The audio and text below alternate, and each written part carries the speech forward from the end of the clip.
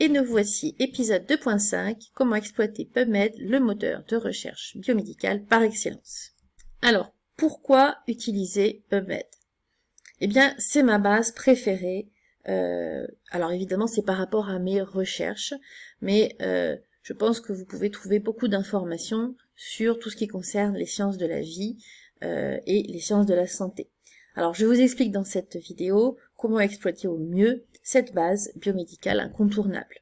Le but, c'est ici d'approfondir votre sujet en allant à l'essentiel, en allant à l'origine de la connaissance scientifique. Ça veut dire quoi? Ça veut dire qu'il n'y a plus d'intermédiaire entre vous et les chercheurs qui ont produit cette connaissance. Cela va permettre d'avoir une information, on va dire, originelle. Alors, quelques mots quand même avant sur ce que c'est que PubMed. PubMed est une base de données du système de recherche bibliographique du National Center for Biotechnology Information, le NCBI, de la National Library of Medicine, le NLM, des États-Unis. Donc c'est une référence. PubMed offre depuis 1996 le libre accès à l'interrogation de la base Medline, une des bases bibliographiques les plus importantes dans le monde des sciences de la vie et de la santé. PubMed est la version gratuite de Medline.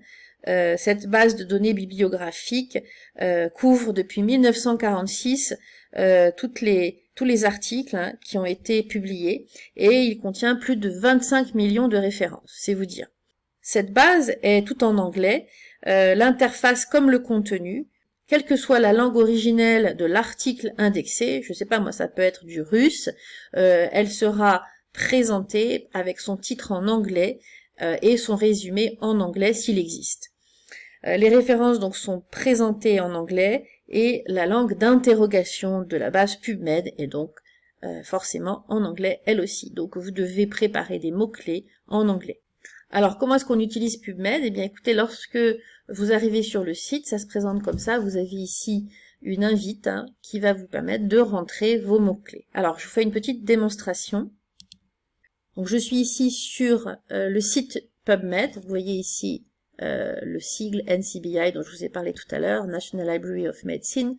Ce que je vais faire maintenant, c'est rentrer ici des mots-clés. Donc, je vais rester sur la thématique dont je vous ai déjà parlé dans les précédentes vidéos, qui est pollution atmosphérique et grossesse. Alors, pollution atmosphérique, en anglais, ça peut être air pollution. Et vous voyez qu'ici, il va me proposer des choses. Mais, a priori, donc, il va garder air pollution. Et je vais lui rajouter maintenant le terme grossesse. Grossesse en anglais, ça se dit pregnancy. Voilà. Search. Donc vous avez ici les articles qui, selon l'algorithme de PubMed, sont les plus pertinents par rapport à votre demande. Donc si je lis ici, donc j'ai bien effectivement Air Pollution and Pregnancy, donc ça se passe en Chine. Voilà, ici j'ai un article de 2018, ici un autre article de 2017. On peut également cliquer ici sur Switch to our new best match sort order, donc c'est pour une classification, on va regarder. Si je clique sur ça, voilà, je vais avoir tous les articles qui rentrent ces mots-clés de façon donc systématique dans leur titre. Vous voyez, on le trouve là, etc. Dans tous les titres.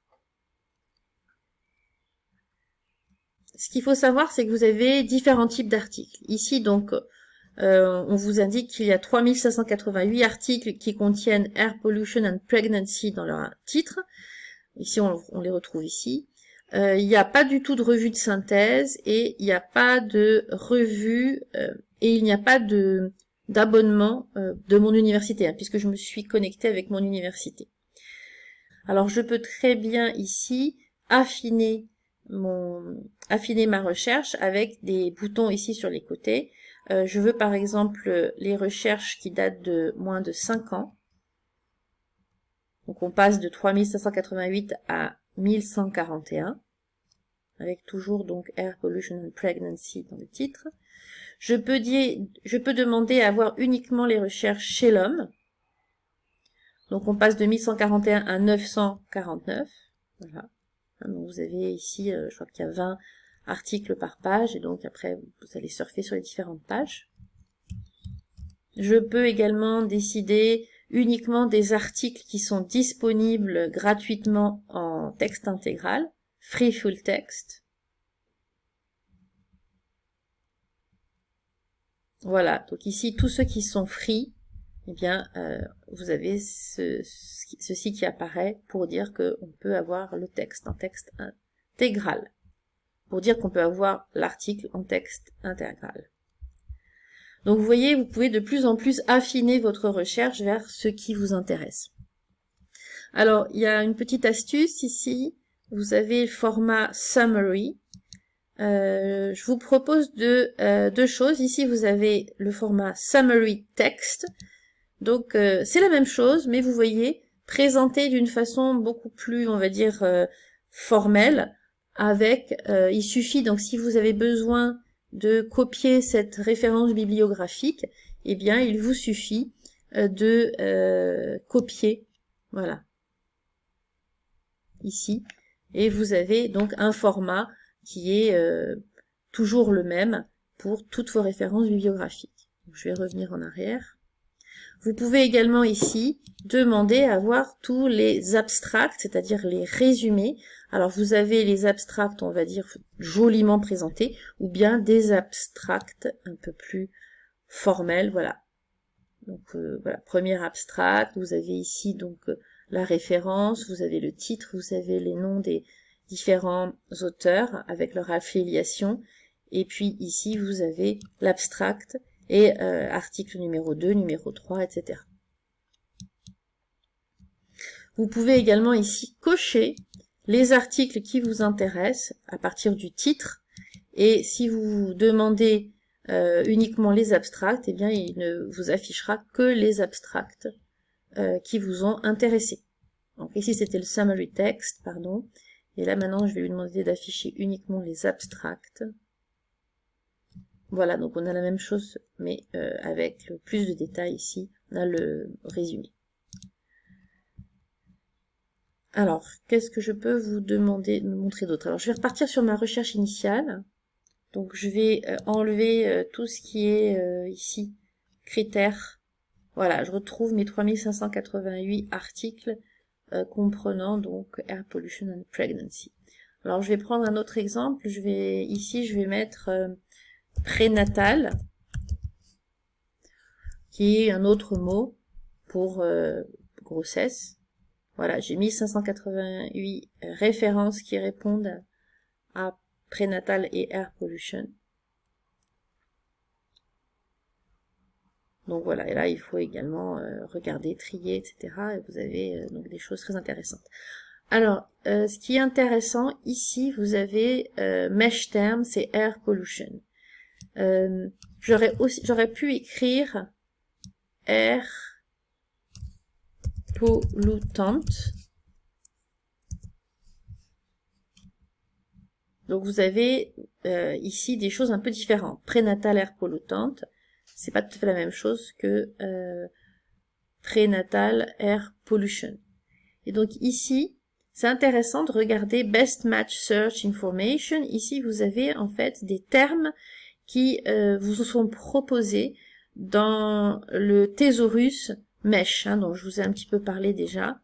Voilà, Additional Terms. Le Mesh ici vous donne d'autres mots associés à air pollution, à prénatal, à pregnancy, etc.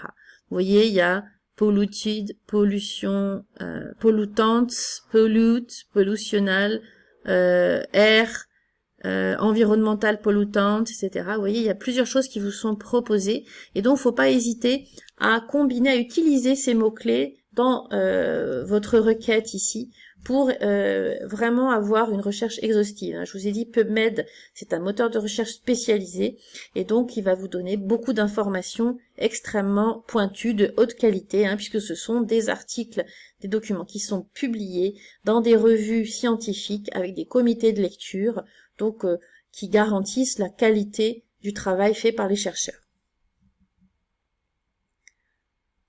Alors, on va repartir, donc là c'est les best match, on peut repartir sur le most recent, voilà, et vous pouvez également avoir d'autres articles, hein. Ici le best match c'est vraiment ce qui va coller avec les mots-clés présents dans le titre. Vous pouvez également ici utiliser des filtres supplémentaires qui vous sont proposés. Donc vous avez le type d'article, est-ce que c'est un article original, est-ce que c'est une revue, vous voyez, donc ça c'est le type d'article. La disponibilité gratuit ou pas, est-ce que c'est juste l'abstract, le full text intégral free, donc gratuit, ou bien le full text mais sous réserve d'un abonnement. Ensuite, les espèces qui sont étudiées dans ces articles, le langage, est-ce qu'il y a un article qui traite des différences hommes-femmes. Voilà, vous avez également par exemple l'âge ici, vous pouvez demander à tous les articles pour les moins de 18 ans par exemple si vous vous intéressez aux enfants, aux adolescents. Donc ça peut être intéressant également. Et puis pour finir, je vais vous montrer ici, vous avez des choses intéressantes. Par exemple, si vous tapez sur Advanced, vous allez pouvoir vraiment faire une recherche de type chirurgical. Donc ici, vous avez un constructeur de mots-clés qui va vous permettre d'affiner cette recherche. Donc par exemple, imaginons que vous ayez un nom d'auteur qui vous parle et vous savez que c'est un premier auteur. Par exemple, là je vais taper Di Renzo. Alors, je ne sais pas exactement quels sont ses prénoms, il y a plusieurs Di Renzo, donc je vais mettre Di Renzo. Et puis, c'est quelqu'un qui, je sais, s'est intéressé à... je peux mettre les mesh termes ici, je vais mettre air pollution. Et je vais encore mettre un autre mesh terme qui est pregnancy. Voilà. Search. Donc là, visiblement, il n'y a pas d'article Di Renzo, c'était une erreur. Donc je vais juste enlever Di Renzo ici et je vais juste laisser Air Pollution Mesh Term et Pregnancy Mesh Term. Donc je récupère 2664 articles.